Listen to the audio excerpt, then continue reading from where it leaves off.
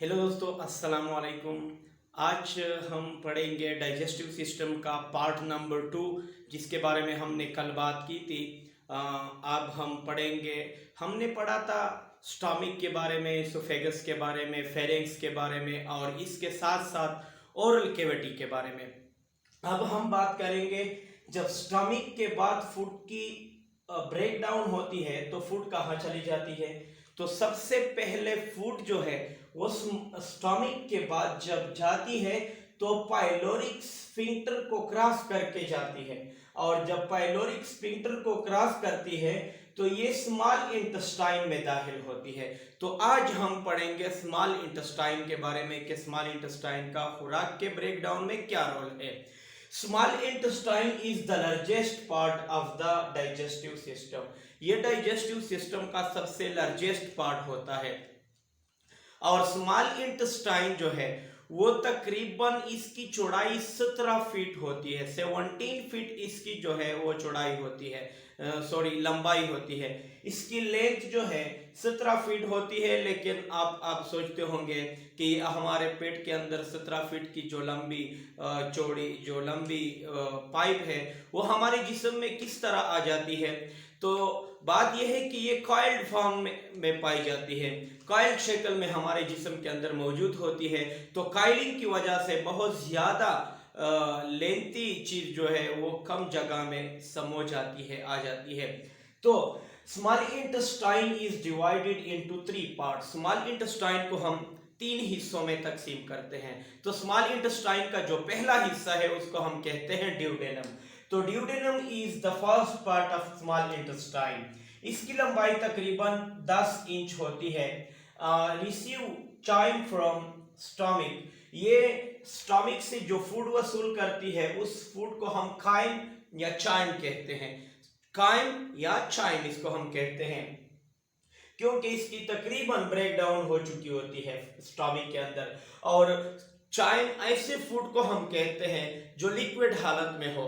ये काइम या चाइम ये लिक्विड हालत में होती है फ्रॉम द स्टमक। सबसे पहले ये स्टमक से किस चीज को वसूल करती है ड्यूडेनम। सबसे पहले ये स्टमक से काइम को वसूल करती है। इसके बाद ये बाइल को वसूल करती है फ्रॉम गल ब्लैडर। यहां पर आपको नजर आता होगा ये लीवर है, ये जो आपको सारा स्ट्रक्चर नजर आ रहा है ये लीवर है। और लीवर के अंदर जो चीज आपको, जो जर्द रंग की चीज आपको नजर आ रहा है इसको हम गॉल ब्लैडर कहते हैं। और ये लीवर के अंदर जितना भी बाइल बनता है वो उसको इकट्ठा करता है और इस बाइल को बाइल डक्ट के जरिए स्मॉल इंटेस्टाइन के ड्यूडेनम पार्ट में भेजता है। तो ये ड्यूडेनम जो है ये गॉल ब्लैडर से किस चीज को वसूल करती है, बाइल को वसूल करती है। नंबर 3, ये गैस्ट्रिक जूस को, सॉरी पेंक्रियाटिक जूस को, पेंक्रियाटिक जूस को पेंक्रियास से वसूल करती है। ये स्ट्रक्चर आपको नजर आती होगी, इसके बारे में इंशाल्लाह हम तफसील के साथ बात करेंगे।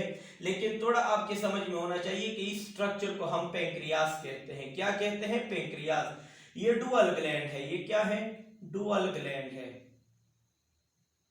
ये डुअल ग्लैंड है। इंशाल्लाह इसमें इसके बारे में हम तफसील के साथ बात करेंगे पेंक्रियास क्या होता है। अब पेंक्रियास से ये जिस चीज को, पेंक्रियास से पेंक्रियाटिक जूस को वसूल करती है, लीवर से बाइल को वसूल करती है यानी गॉल ब्लैडर से बाइल को वसूल करती है, और स्टमक से ये चाइम को वसूल करती है। तो इन तीनों चीजों को वसूल करके इसकी फूड की मजीद ब्रेकडाउन में हिस्सा लेते हैं। खुराक जो है स्टमक से, जो खुराक जिस खुराक की डाइजेशन स्टमक में ना हुई हो उसकी डाइजेशन करती है कौन सी चीज? ड्यूडेनम, जो कि स्मॉल इंटेस्टाइन का पहला पार्ट होता है। बाइल का काम क्या है? जो लीवर से आकर स्मॉल इंटेस्टाइन में आता है, bile breaks the fat into smaller droplet. Bile जो है फैट के यानी चर्बी के बड़े बड़े कतरों को छोटे छोटे टुकड़ों में तक, छोटे छोटे कतरों में तकसीम करती है। इस अमल को हम एमल्सिफिकेशन भी कहते हैं, यानी बाइल एमल्सिफिकेशन करती है। दूसरा है पेंक्रियाटिक जूस का काम क्या होता है कि वो स्मॉल इंटेस्टाइन में आता है। Pancreatic juice contain enzyme, pancreatic juice के अंदर एंजाइम मौजूद होते हैं। कौन सी चीज मौजूद होती है? एंजाइम मौजूद होते हैं। दैट कन्वर्ट, और इन एंजाइम का काम क्या होता है? Convert fat into fatty acid, fatty acid and glycerol, fat को फैटी एसिड और ग्लाइसेरोल में तब्दील करती है।